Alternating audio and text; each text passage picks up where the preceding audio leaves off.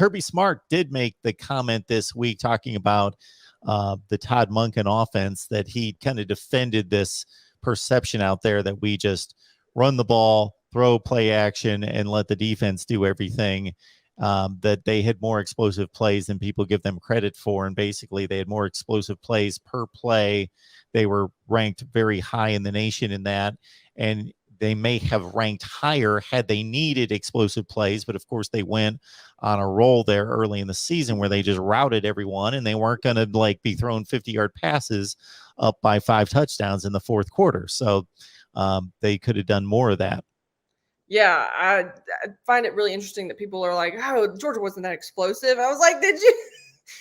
I know it's UAB, but like UAB had one of the better defenses that Georgia faced at the beginning of the season. Mm-hmm. And Georgia had, I believe, 350-plus yards touchdown passes in that game. And they all came in the first quarter or first half.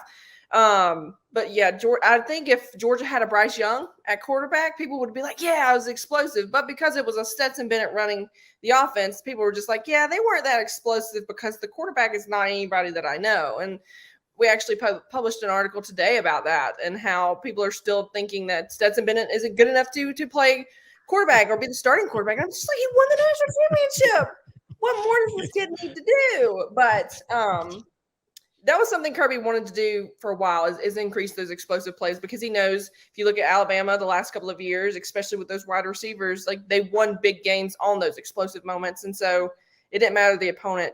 Kirby and Todd really pushed being able to execute those.